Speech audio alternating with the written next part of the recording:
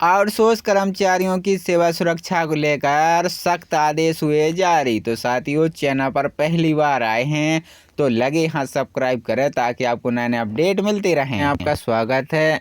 तो आउटसोर्स कर्मियों को नियुक्ति और वेतन भुगतान को लेकर सख्त कदम उठाए हैं। इसके लिए एक दिशा निर्देश जारी किए गए हैं। सरकार के आदेश में कहा है कि अब आउटसोर्स एजेंसियां कर्मचारियों को मनमाने तरीके से नहीं हटा सकेंगे। किसी भी कर्मचारी को निकालने से पहले संविदा विभाग अनुमति लेनी होगी। इस आदेश के बाद कर्मचारियों के साथ अनुशासनहीनता या किसी अन्य कारण से हटाने की प्रक्रिया पारदर्शी रहेगी। मुख्य सचिव मनोज कुमार से इस संबंध में संशोधित शासन आदेश जारी करते हुए कहा है कि अब कोई भी सेवा प्रदाता एजेंसी कर्मचारियों को रखना की भी धनराशि नहीं ले सकती। इसके साथ ही हर महीने तय तारीख पर कर्मियों को उनका मानदेय भुगतान होगा। अगर समय पर भुगतान नहीं हुआ तो संबंधित एजेंसियों के खिलाफ कार्रवाई की जाएगी। इसके साथ ही जेम पोर्टल से खरीदारी और नीलामी का अनिवार्य कर दी गया है। इसका मतलब है कि अब कबाड़ा अन्य सामग्री की नीलामी भी जेम पोर्टल के मदद से की जाएगी। सरकार ने अपने आउटसोर्स कर्मचारी सेवा योजना पोर्टल से ही नियुक्ति करने को अनिवार्य कर दिया है। किसी भी प्रकार की अनियमितता रोकी जा सके। वर्तमान में कार्यरत कर्मचारियों को प्रभावित नहीं किया जाएगा, लेकिन भविष्य में सभी नए कर्मियों का चयन केवल नए पोर्टल के मदद से किया जाएगा। इसके सभी साथ ही आउटसोर्स कर्मचारी को समय से पहले मानदेय मिलने पर एजेंसियों में जुर्माना लगाने का प्रावधान भी रखा गया है। अखिल राजस्थान राज्य कर्मचारी संघ महासंघ एकीकृत के बैनर तले चिकित्सा विभाग के प्लेसमेंट एवं संविदा कर्मचारियों ने न्यूनतम मजदूरी की मांग को लेकर श्रम विभाग से गजट नोटिस के अनुसार मानदेय देने के कलेक्टर को ज्ञापन दिया। संविदा निविदा एवं मानदेय कर्मचारी संघ एकीकृत जिला अमित गौतम ने बताया कि राजस्थान सरकार की ओर से श्रम विभाग के गजट नोटिस में कर्मचारियों को मानदेय बढ़ाया गया था। 1 जनवरी 2023 से ही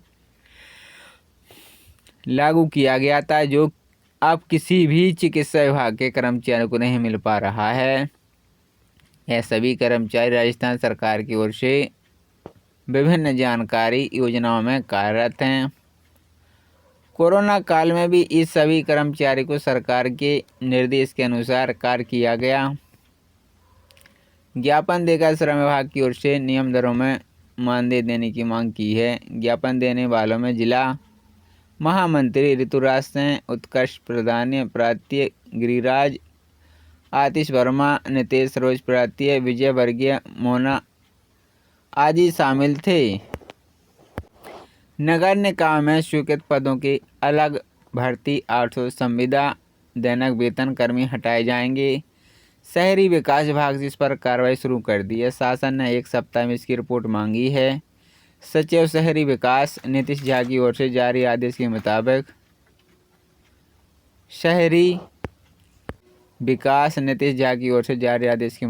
शहरी विकास के 12 जून 2015 को पुनर्गठित ढांचे के स्वीकृति पदों से इतने किसी भी प्रकार की नियुक्ति नहीं की जा सकती। अगर किसी निकाय में स्वीकृति पदों से इतन शासन की अनुमति के बिना नियुक्ति की गई तो यह अनियमित मानी जाएगी। इसे तत्काल प्रभाव से समाप्त किया जाएगा। उन्होंने स्पष्ट किया कि पूर्व के शासन आदेश के मुताबिक अगर कर्मी की नियुक्ति निकाय ने अपने स्तर पर करते हुए अनियमित वेतन जारी किया तो इसकी वसूली संबंधित शहरी निकाय के नियंत्रण या सक्षम प्राधिकारी से की जाएगी। सचिव शहर विकास मुताबिक कर्मी विभाग के 27 अप्रैल 2018 को जारी शासन और शहरी विकास विभाग के आदेश के तहत निकायों में की गई अनियमित नियुक्तियां अवैध समझी जाएंगी। उन्होंने निर्देशक शहरी विकास से सभी निकायों में इस पर कार्रवाई करते हुए 1 सप्ताह में रिपोर्ट मांगी है। आपका स्वागत है।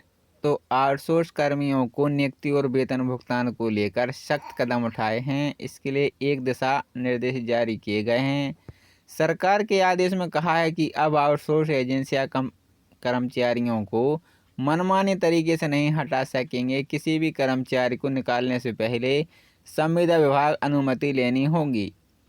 इस आदेश के बाद कर्मचारियों के साथ अनुशासनहीनता या किसी अन्य कारण से हटाने की प्रक्रिया पारदर्शी रहेगी।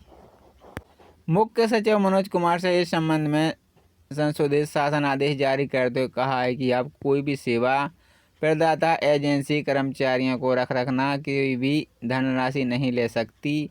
इसके साथ ही हर महीने तय तारीख पर कर्मियों को उनका मानदेय भुगतान होगा। अगर समय पर भुगतान नहीं हुआ तो संबंधित एजेंसियों के खिलाफ कार्रवाई की जाएगी। इसके साथ ही जेम पोर्टल से खरीदारी और नीलामी का अनिवार्य कर दी गया है। इसका मतलब है कि अब कबाड़ा अन्य सामग्री की नीलामी भी जेम पोर्टल के मदद से की जाएगी। सरकार ने अपने आउटसोर्स कर्मचारी सेवा योजना पोर्टल से ही नियुक्ति करने को अनिवार्य कर दिया है। किसी भी प्रकार की अनियमितता रोकी जा सके। वर्तमान में कार्यरत कर्मचारियों को प्रभावित नहीं किया जाएगा, लेकिन भविष्य में सभी नए कर्मियों का चयन केवल नए पोर्टल के मदद से किया जाएगा।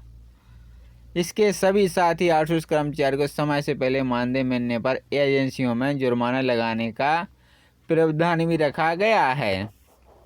अखिल राजस्थान राज्य कर्मचारी संघ महासंघ एकीकृत के बैनर तले चिकित्सा विभाग के प्लेसमेंट एवं संविदा कर्मचारियों ने न्यूनतम मजदूरी की मांग को लेकर श्रम विभाग से गजट नोटिस के अनुसार मानदेय देने के कलेक्टर को ज्ञापन दिया। संविदा निविदा एवं मानदेय कर्मचारी संघ एकीकृत जिला अमित गौतम ने बताया कि राजस्थान सरकार की ओर से श्रम विभाग के गजट नोटिस में कर्मचारियों को मानदेय बढ़ाया गया था। 1 जनवरी 2023 से ही लागू किया गया था, जो अब किसी भी चिकित्सा विभाग के कर्मचारियों को नहीं मिल पा रहा है। यह सभी कर्मचारी राजस्थान सरकार की ओर से विभिन्न जानकारी योजनाओं में कार्यरत हैं। कोरोना काल में भी इस सभी कर्मचारी को सरकार के निर्देश के अनुसार कार्य किया गया। ज्ञापन देकर श्रम विभाग की ओर से नियम दरों में मानदेय देने की मांग की है। ज्ञापन देने वालों में जिला महामंत्री ऋतुराज सिंह, उत्कर्ष प्रधान प्रांतीय गिरिराज, आतिश वर्मा, नितेश रोज प्रांतीय, विजय वर्गीय, मोना आदि शामिल थे। नगर निकाय में स्वीकृत पदों की अलग भर्ती, आउटसोर्स संविदा, दैनिक वेतन कर्मी हटाए जाएंगे। शहरी विकास विभाग से इस पर कार्रवाई शुरू कर दी है। शासन ने 1 सप्ताह में इसकी रिपोर्ट मांगी है। सचिव शहरी विकास नीतीश झा की ओर से जारी आदेश के मुताबिक